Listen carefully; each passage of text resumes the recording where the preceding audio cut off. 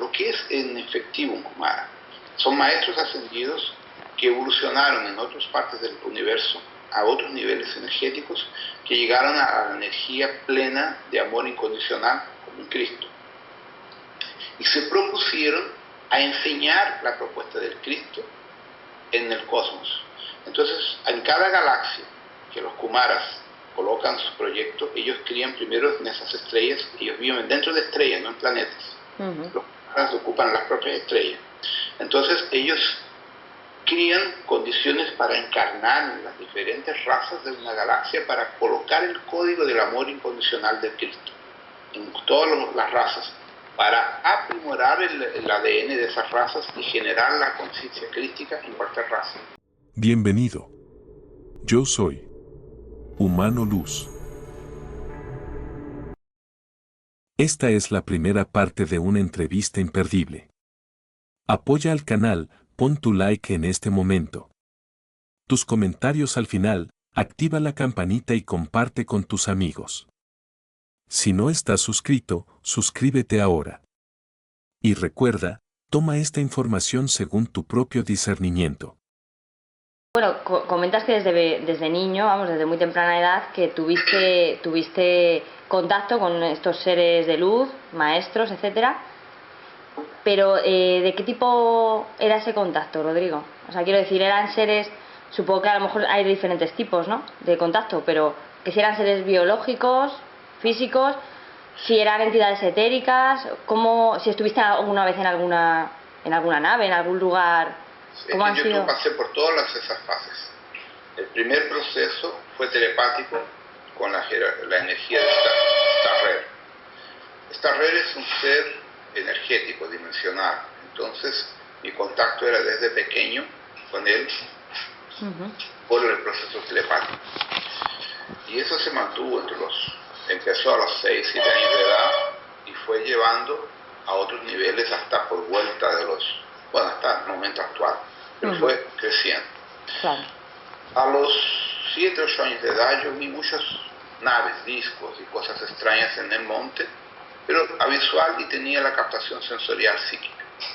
En el año 89, yo estaba escalando una montaña, yo fui muchos años alpinista, y al término de la montaña, después de 8 horas de escalada, bajamos en la noche en un sendero, y yo vi una nave, y telepáticamente me preguntaron, ¿estáis preparados? Le dije que sí. Y vinieron, me proyectaron la luz, y yo me caí duro al suelo. Y mis compañeros de escalada no me vieron más. Ellos no vieron la nave, no me vieron a mí, pasaron de largo por arriba, encima de mí y se fueron.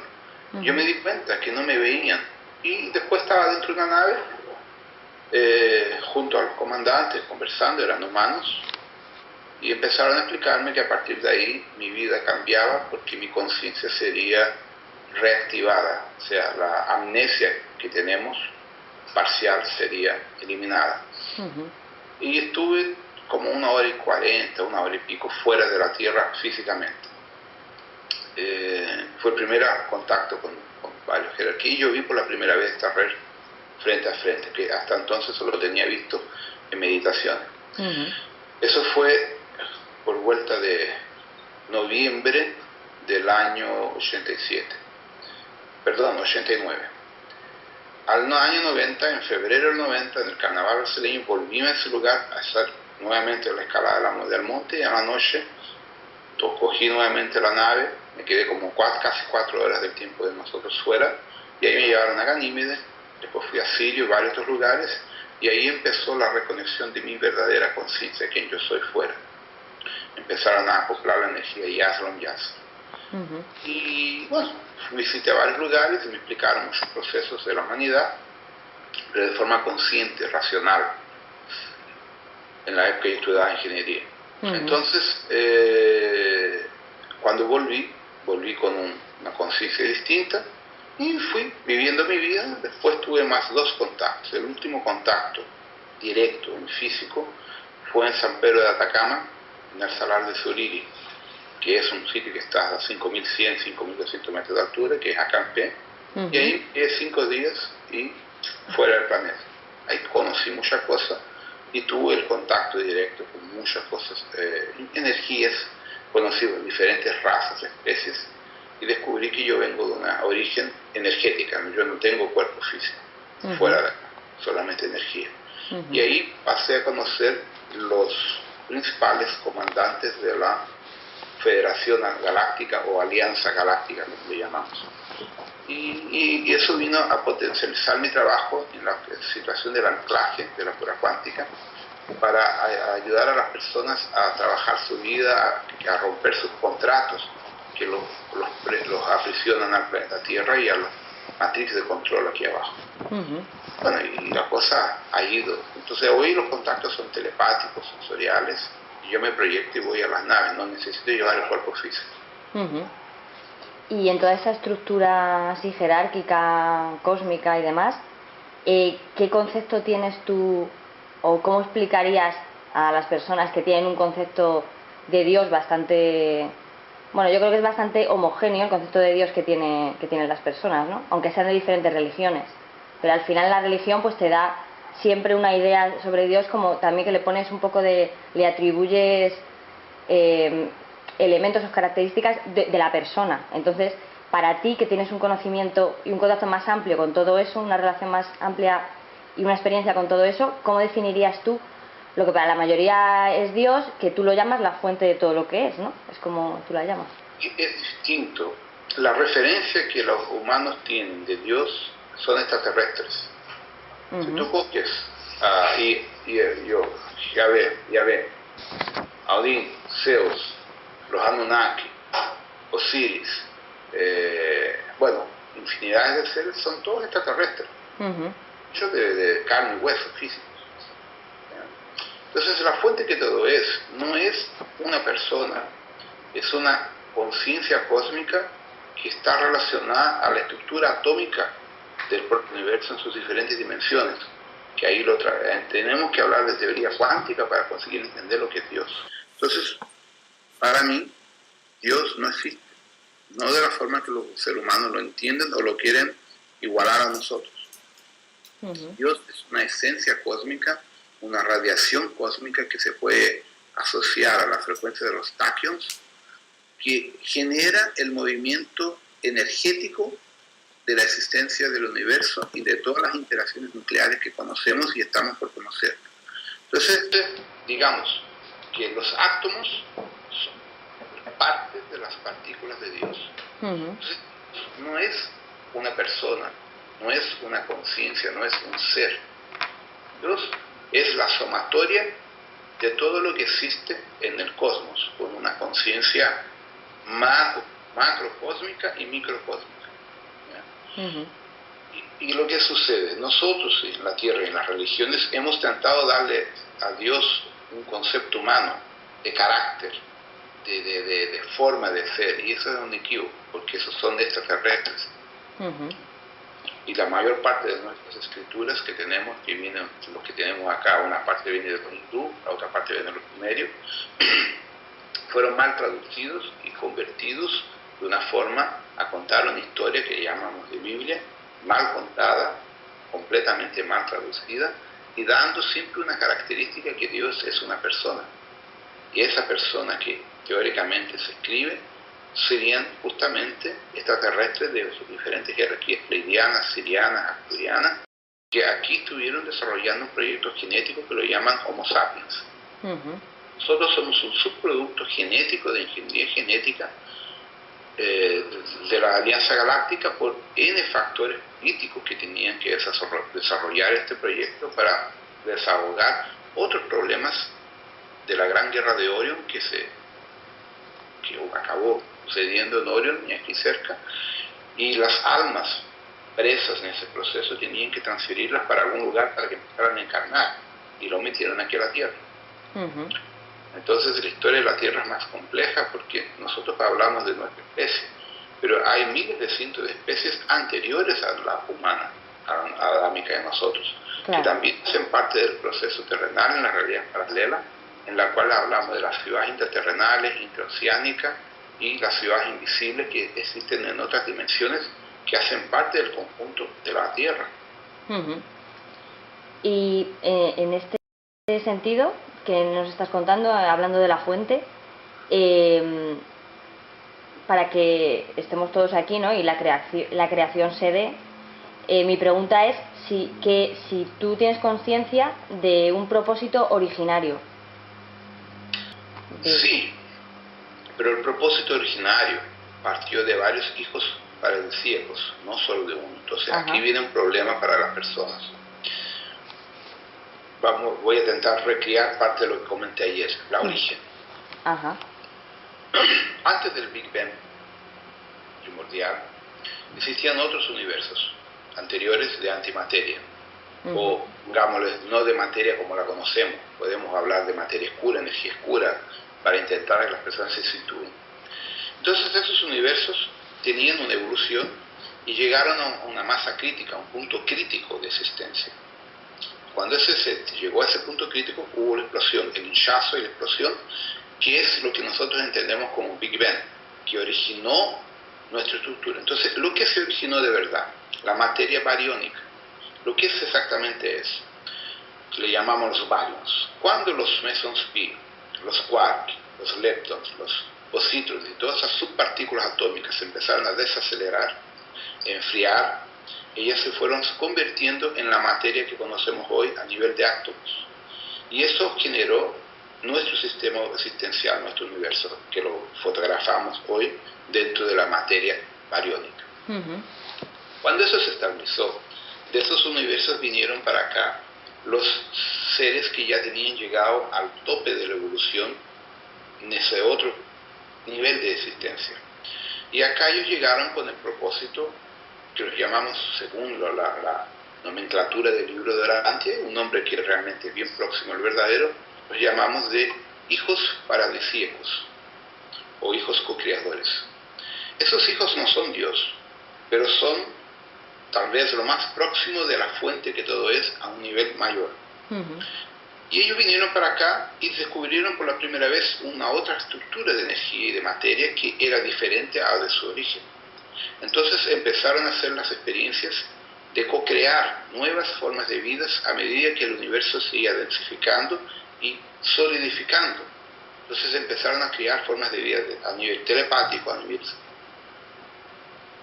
energético, que se llegó a la materia sólida como la entendemos. Entonces estos hijos paradisíacos, cuando descubrieron este nuevo universo, desarrollaron proyectos a diferentes capas de energía dimensional, hasta que se formó la fisicalidad, la materia bariónica, que es la parte física. Entonces encontraron una nueva forma de generar vida, que en vez de ser una vida energética, una vida física. Entonces, ¿qué se hicieron ellos? Cogieron el macrocosmos y lo compactaron al microcosmos para formar la vida biológica, siguiendo la propia geometría sagrada, la propia dinámica del macrocosmos, miniaturizados a la estructura genética del ADN. Y así surgieron miles de cientos de millones de proyectos creacionales en estos millones de galaxias que existen. Entonces, a partir de ese proceso, ¿qué sucede? Cada hijo paradisíaco dividió el espacio cósmico en sectores con su jerarquía, y allá inserieron proyectos biológicos de N formas, naciendo la especie humana, la especie insectoide y reptiliana, los anfibios, los etéricos, los simbiontes, los zeta y bueno, diferentes formas de vida. Pero estamos hablando de un proceso que a nivel atómico de nuestro concepto de tiempo empieza más o menos a 10,5, 9,8 mil millones de años dentro de nuestro concepto de tiempo, en la que fue inserida la matriz genética primordial que fue evolucionando para generar las razas que hoy controlan el poder galáctico a nivel de navegación estelar, naves, portales, Stargate, lo que sea. Y nuestro genoma, el adámico, fue proyectado por Micah, pero hubo un problema en el proceso. El proyecto de Micah es más nuevo. Los proyectos más antiguos son de Añotaquio, que es un hijo paradisíaco, un hermano de Micah, que generó las primeras matrices genéticas de los reptiles. Una pregunta antes de que continúes. Micah es lo que entendemos por el Cristo, ¿O es el origen de lo que entendemos por el Cristo aquí? Claro, el Mika es el nombre, parte del nombre cósmico de Jesucristo de Sananda. Ujú, El nombre completo es Michangel, ujú, ya que sería la esencia del Hijo Paralímpico que se dividió en fractales. Y uno de sus propios fractales es Mika, que es el director de Nevadón, que es nuestro universo local que tiene cerca de 100.000 galaxias. ujú. Entonces, este Mika generó energía encarnacional a través de Jesucristo, tuvo conexión con Gautama, con Astasheran, Arcángel Miguel, Amelios, con Osal. En cada sector de nuestra galaxia, él estuvo presente y tuvo un nombre distinto de acuerdo con el lenguaje de cada planeta, de cada raza. Claro. Esa es la energía del Cristo cósmico. Ujú, ¿Ya? Entonces hay muchos otros seres que hacen parte de ese Cristo cósmico, incluso mujeres, como la Kuan Yin y otros seres. ujú. Entonces, el Cristo cósmico es una conciencia, no es ni hombre ni mujer, Claro. simplemente una conciencia. Ujú, Entonces, ¿qué sucedió? El Añotak generó originalmente los primeros prototipos raciales reptilianos, con una codificación genética que les permitía evolucionar hasta el nivel de él, pero jamás pasar de él. Topaban ahí. A 260 millones de eons atrás, cada eón de Abona son 100 millones de años de la Tierra, entonces es un tiempo absurdo. claro.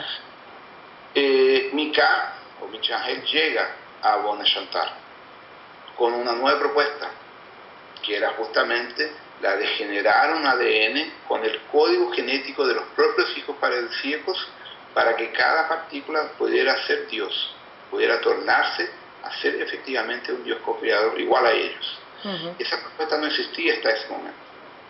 Entonces eso generó una desigualdad, claro. porque los primeros proyectos no podían jamás llegar a ser Dios, siempre serían esclavos. En cuanto a Mika trajo una propuesta distinta, revolucionaria. Entonces, Añotá dijo, bueno, muy bien, vamos a cambiar, pero ¿y qué hacemos con los viejos? Pongámoslos a encarnar en los nuevos procesos. Ujú, Pero la descendencia de ellos dijo, no, yo no quiero encarnar, yo quiero el ADN de ellos para mí. Y eso generó la polaridad, la dualidad. Por eso que a lo largo de todos estos procesos de los últimos 7.000 millones de años, los reptiles y los insectoides raptan a las formas humanas y humanoides mamíferas para robarles su ADN para llegar al conocimiento, al poder de esta nueva conexión. Y eso ha movido la polaridad.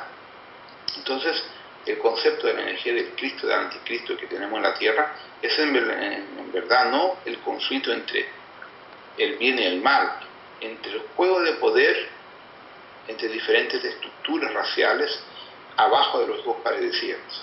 ¿Ya? Y así se originó parte de la vida. Y a lo largo fueron siendo creados varios proyectos raciales, que el mayor enemigo de la especie humana, de hecho, fueron los reptiles, los dragones y los draconianos, que tienen uno de los mayores imperios tecnológicos de este sector de la galaxia, y que siempre le han dado palo a los humanos. Entonces, en varias guerras los humanos se pusieron en unificación para parar el avance reptiliano y generaron la federación o la alianza humana, la federación humana-humanoide, para generar tecnología para protegerse de los ataques de esta otra raza. Y eso acabó teniendo equilibrio después de la Gran Guerra de Oro. ujú. Y la Tierra representa uno de los mundos donde una gran parte de esos proyectos genéticos fue transferido. Ujú. Quizá. Y en todo esto que comentas, ¿no? Del plan crístico bueno, y de preservar también, de que de alguna manera la raza humana o humanoide tuvo que protegerse de esto. ¿Quiénes son en este sentido la Orden Kumara o el Consejo Kumara? ¿Qué rango ocupan en esto? Y bueno, en relación a la guarda del proyecto crístico ascensional y demás. Los seres Kumara representan una escuela que nació en la estrella de Mimosa. Mimosa es, ustedes mirándome en la pantalla, la estrella de este lado del crucero del sur. Entonces tienes Alpha Cruz, Beta Crux, Mimosa y esta que no me acuerdo el nombre, que me lo ve a la tierra de la pantalla. Y aquí abajo existe Alfa Centauro Toleman, el comando Astar, y a más abajo el Beta Centauro Agena. Esta estrella de acá es la Universidad Kumara. De esta estrella, más a ese lado, está Sirius Alfa, que fue la fuente natural de los Kumaras. Y después, aquí para arriba, Canopus. Entonces, la escuela Kumara entiende Mimosa, Sirius y Canopus. Esa tríade forma la escuela de propuesta Kumara. Lo que es en efectivo un Kumara son maestros ascendidos que evolucionaron en otras partes del universo a otros niveles energéticos, que llegaron a la energía plena de amor incondicional como un Cristo. Y se propusieron a enseñar la propuesta del Cristo en el cosmos. Entonces, en cada galaxia que los Kumaras colocan sus proyectos, ellos crían primero en esas estrellas, ellos viven dentro de estrellas, no en planetas. Los Kumaras ocupan las propias estrellas. Entonces, ellos crían condiciones para encarnar en las diferentes razas de una galaxia, para colocar el código del amor incondicional de Cristo en todas las razas, para aprimorar el ADN de esas razas y generar la conciencia crística en cualquier raza. Uno de los seres involucrados con esa estructura de los Kumaras es el arcángel anciano Metratón, que la gente confunde con su hijo, que es Metatron. El Metratón es el que comparte la energía Kumara. Entonces, a través de este orden Kumara, muchos maestros de luz crística resolvieron ocupar cuerpos para enseñar el camino del amor incondicional, que fue lo que Jesús hizo, Juan Yin y muchos otros famosos en la tierra y fuera de la tierra. Entonces, técnicamente la orden Kumara ocupa la función y el cargo ejecutivo de enseñar el camino del amor incondicional en cualquier planeta. Y para eso, esos seres, esos maestros, vienen a los planetas, toman la forma física de cada planeta y se tornan avatares, como así un Gautama, un Jesús, un Juan Yin, un Gandhi, tanta gente que conocemos por aquí. ¿Pueden adoptar la forma humana o encarnar en un humano en una sola persona? Porque como hablabas también de la explicación que he escuchado de ti, de la supramónada, mónada, como que eso, y luego hasta llegar al yo soy, al alma, esos fractales de alma, como que no puede encarnar en un solo cuerpo una vibración tan alta, ¿no? ¿Cómo sería eso? De ahí que viene. Tenemos dos caminos. O el cuerpo de esa persona ya pasó por procesos de evolución consciencial más aprimorados y tiene una energía para soportar parte de esa energía, o él solo va a recibir un fractal de esa conciencia porque la estructura biológica no la comporta. Claro. Entonces depende de la escuela. Por ejemplo, el caso de Jesús. ¿Por qué Jesús fue diferente? ¿Por qué hipotéticamente María no tuvo relaciones sexuales para tenerlo como hijo? Porque ella necesitaba de un ser, una contraparte masculina con un ADN muy especial que no existía en la Tierra. Entonces María fue abducida y tuvo relaciones sexuales allá arriba para inseminarla, para poder tener un cuerpo especial para Jesús. Entonces, en el caso de Jesús, él acopló una conciencia Kumara completa. Pero eso es muy difícil aquí en la Tierra porque nuestro material está muy contaminado, ¿ya? Entonces ahí se recibe un pedazo de esa energía, de esa alma, que digamos así, imagínate que un alma tiene 1000 volts, 1000 vatios de energía, y el cuerpo humano solo trabaja con 100. Entonces esa alma Kumara se divide en un pedazo que sea compatible con la energía de este cuerpo. Claro. Y ahí lo va a ocupar. A medida que ese cuerpo va evolucionando y desarrollando la conciencia, el corazón, el amor, su campo genético va siendo modificado a lo largo de su vida para ir acoplando cada vez más esa energía. Por eso que muchas personas dicen que Jesús, después que fue bautizado, desarrolló el Cristo interno. Porque ahí hubo, de hecho, el ajuste energético entre lo que él ya tenía biológicamente y lo que se acopló en su conciencia a partir de ese momento, que le creó una expansión mayor de conciencia y consecuentemente de energía espiritual en su cuerpo. Entonces eso le pasa a los seres humanos a medida que van caminando haciendo su camino. Claro. que es también a lo que ayudas tú, ¿no? A hacer esa alineación, las técnicas que haces Sí, sí, pero yo lo hago más a nivel terrícola para que las personas entiendan a vivir aquí en la Tierra hasta que gradualmente su conciencia llegue a esos niveles, que hay etapas. Entonces, yo no tengo cómo conectarle a una persona de lo nada una energía muy con superior ser, claro. porque no tiene la base. Entonces, ahí dentro del anclaje de los cursos que doy, le voy colocando la base de las jerarquías hasta que consiga llegar a un patamar y de ese patamar dar salto para los otros niveles. Claro, claro, me imagino que tiene que ser un proceso acorde con la evolución, el nivel, grado de conciencia de la persona. Claro. ¿Y qué relación habría, Rodrigo, entre la Federación Galáctica, por ejemplo, la Orden Melquisedec y la Nunadec y la Fraternidad Blanca? ¿Qué relación habría y también en relación a todo este proyecto? Ya, vamos a colocarlo por etapas. La Alianza Galáctica o Federación Intergaláctica, que hay varios nombres, son básicamente pueblos que llegaron a una tecnología de desarrollo espacial y fueron encontrando otras civilizaciones. Y ahí hay dos posibilidades: o tú te confrontas en una guerra o te unificas. Entonces, a medida que se fueron sucediendo estas unificaciones, se fueron formando, como la Comunidad Europea, una hermandad de cambio de recursos naturales, o sea, comercial. Tipo así, yo tengo agua en mi mundo, pero no tengo madera, y tú tienes madera y no tienes agua, entonces hacemos un cambio. Claro. Entonces, así se formató lo que llamamos las casas de comercio o las rutas comerciales en las cuales se hacen intercambios de materia prima que se retira de los asteroides, planetas, lo que sea. A lo largo del tiempo se formó con eso la Federación Galáctica o la Alianza Galáctica y después la Intergaláctica. Entonces, una cosa, muy bien. Cuando los planetas son anexados como miembros de la Federación, maestros o seres de un cargo administrativo de la Federación bajan al planeta para ayudar a concientizar la humanidad de ese planeta o la gente que allá vive de este nuevo proceso de unificación y de integración con esta jerarquía estelar. Entonces, esos seres son comandantes, que nosotros acá los llamamos de maestros. Y ellos vienen a trabajar físicamente o etéricamente.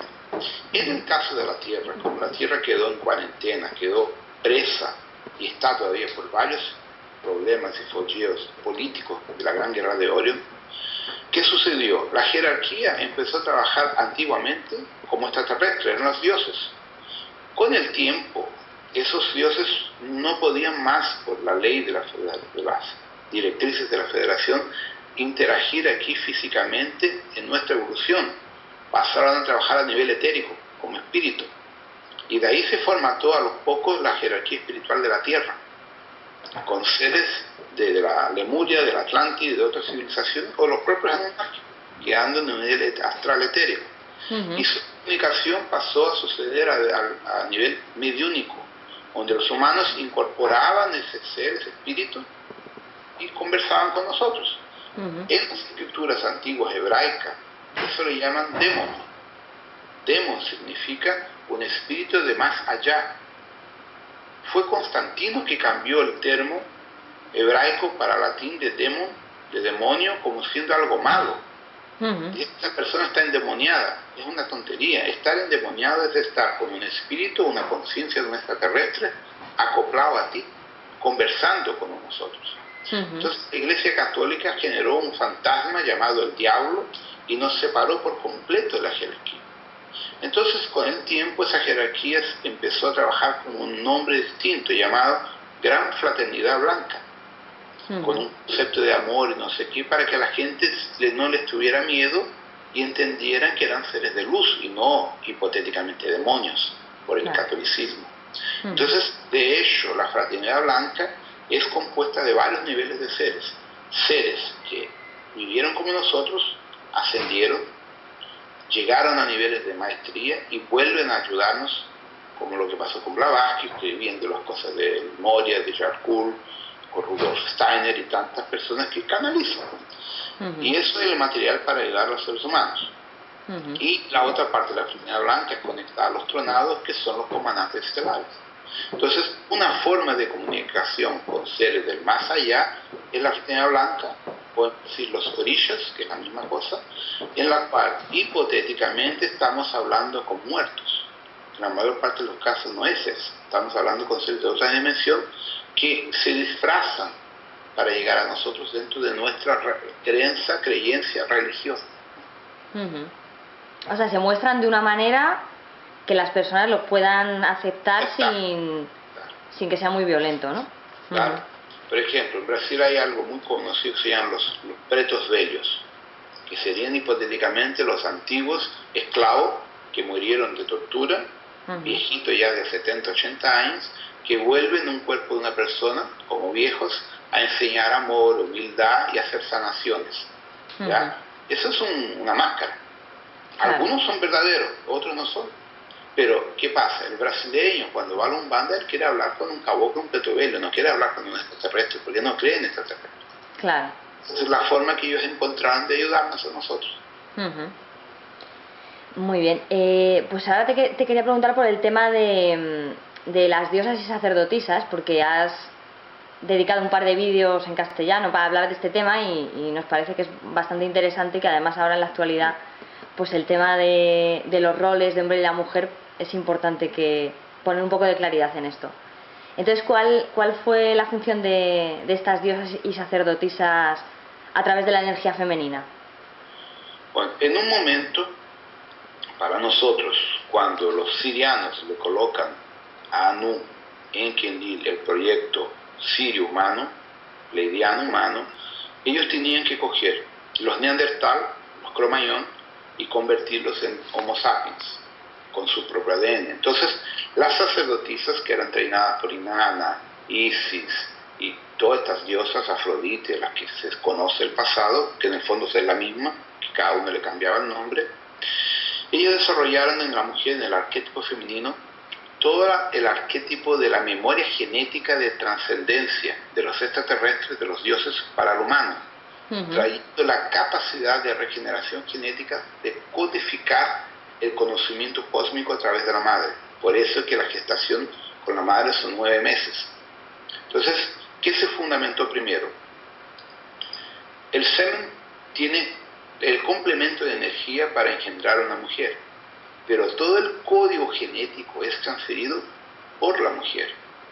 Entonces era la mujer que representaba, dentro de los 9 meses, todo el ciclo de información de los dioses y la preparación del ADN entre el cuerpo astral, el perispíritu, el alma y la energía estelar de esa conciencia para que pudiera desarrollar el proyecto Tierra y aprimorar de esa forma lo que vendría a ser un ser humano, un Homo sapiens.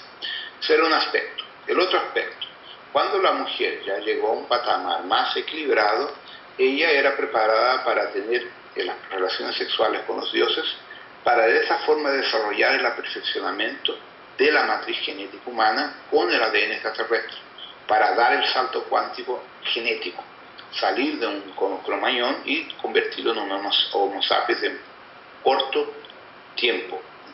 Esos eran algunos de los factores. ¿Qué sucede? En la inconsciencia planetaria cósmica tenemos el arquetipo del dios masculino y el dios femenino. Los dos se complementan para generar el movimiento de la ascensión al nivel del yo soy. Entonces, existe una orden llamada Amarilis, que es una orden Kumara, que representa la diosa femenina cósmica, que genera la energía de la reproducción, de la preservación de la especie y el movimiento para ascender la energía crística dentro de toda forma de vida. Entonces la energía del Cristo entra por la madre, no por el padre. Claro. Que el catolicismo hizo una estructura patriarcal, pero antes del catolicismo todo el planeta entero técnicamente era matriarcal. El código viene por la madre, no por el padre. Entonces, ¿qué sucedió? En la Tierra fue manipulado de una forma diferente el arquetipo femenino de Amarilis, que aquí le llamamos la Orden de la Madre María, la Orden de Kuan Yin, le ponen varios nombres. La más antigua era el nombre de Naomi o Sofía, que eran los nombres más antiguos. Entonces estas órdenes básicamente sabían que la mujer traía la información del origen de Dios dentro de los niveles allá de los extraterrestres. Y eso se perdió con las manipulaciones cuando las sacerdotisas fueron esclavizadas y generaron la deturpación de la energía sexual. Entonces algunos dioses o diosas rescataron eso a través de alguna mujer criando las escuelas de sacerdotisas y otros fueron perseguidos. Entonces eso generó también lo que dicen las sacerdotisas negras, las sacerdotisas blancas, las sacerdotisas lunar o solar, las diferentes etapas de nuestra historia por la polaridad que hubo en este planeta. Pero resumiendo, el papel de la mujer es traer durante el ciclo de la gestación toda la información del Cristo, Kumara, para ascender la materia, o sea, la conciencia de nosotros. Entonces, ¿qué hizo la Iglesia Católica? Sacó a las mujeres del poder.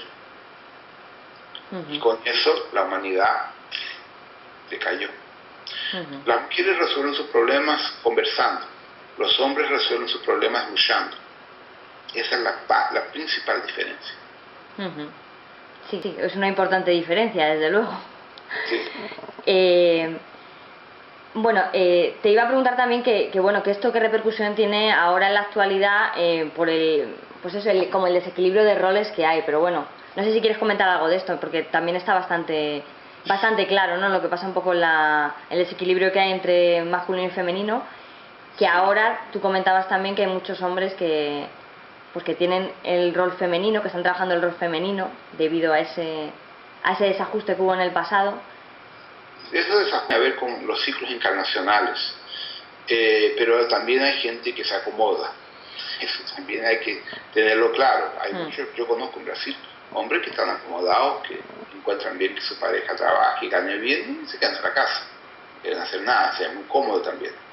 Pero de hecho lo que sucede es que hombres que durante mucho tiempo a nivel de encarnacional tuvieron una postura muy machista, de ellos ser el quien provee el dinero, el trabajo y todo, sostiene todo, y la mujer era técnicamente simplemente su esclava sexual.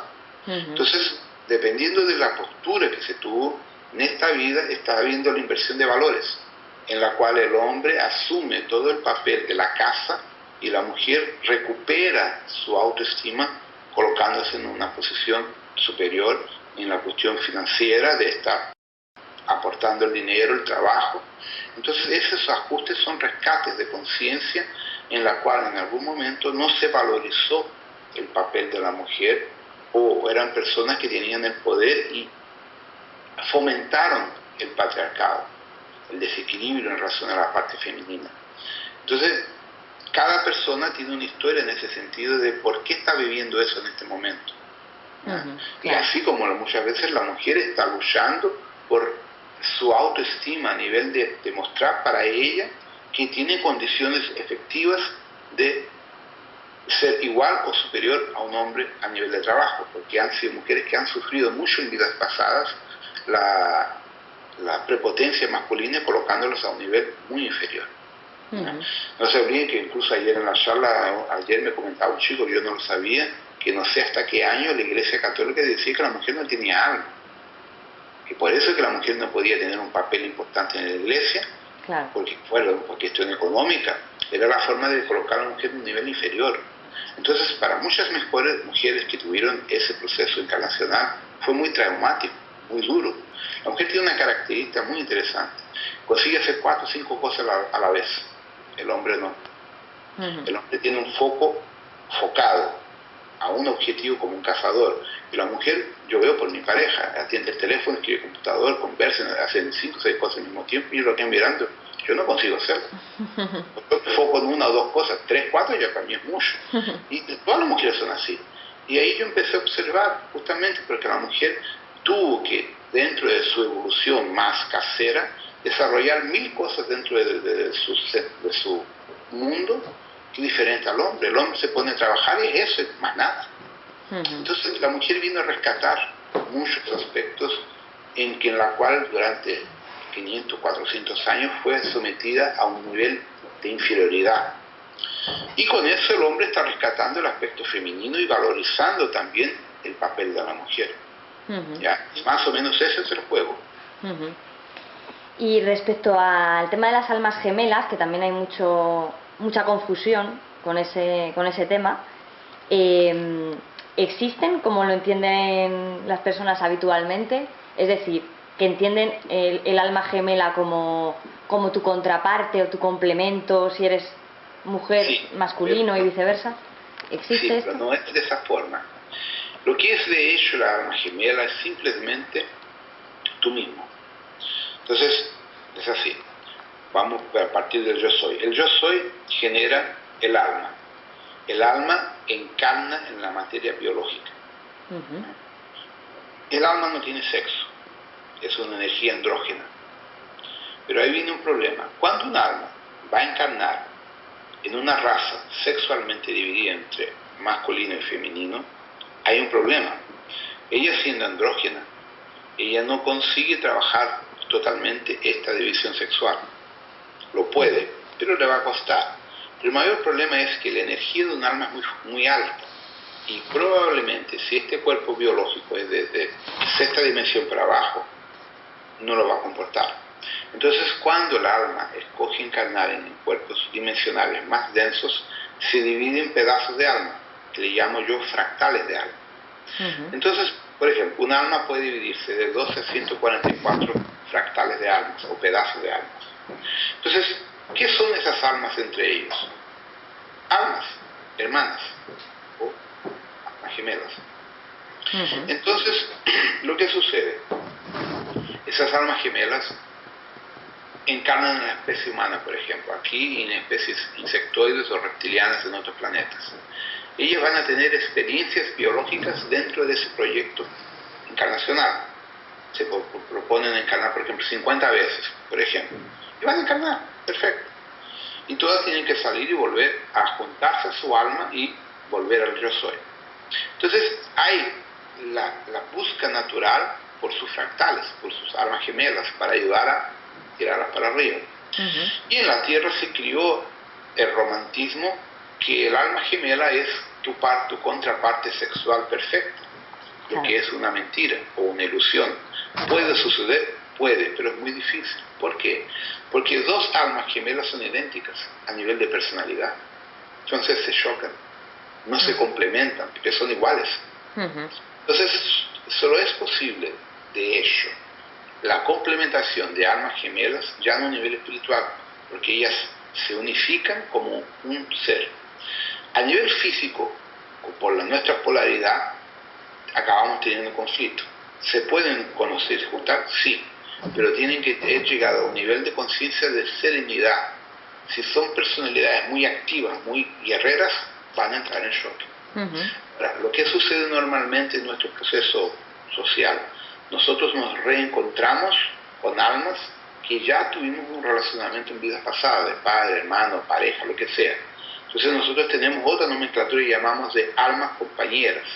El alma compañera son personas que han estado involucradas con nosotros varias veces, a nivel familiar. Entonces cuando nos reencontramos, hay aquí esa sensación, yo ya te conozco. Y ahí hay la química eventualmente de amistad o de sexualidad. Entonces eso uno piensa que es un alma gemela. Uh-huh. ¿Ya? Y eso genera los movimientos de todo el mundo entero, que en el fondo todos están en busca de su contraparte. Uh-huh. Muy bien. También quería preguntarte acerca de, uno de los bloques de toda la enseñanza y la formación que tú transmites en la cura cuántica estelar, en uno de ellos hablas de los miasmas y elementales, ¿no? Sí. En referencia a la estructura electromagnética del pensamiento. Entonces, creo que es importante, a ver si nos puedes compartir un poco una síntesis de cómo nos influye esto en nuestras emociones.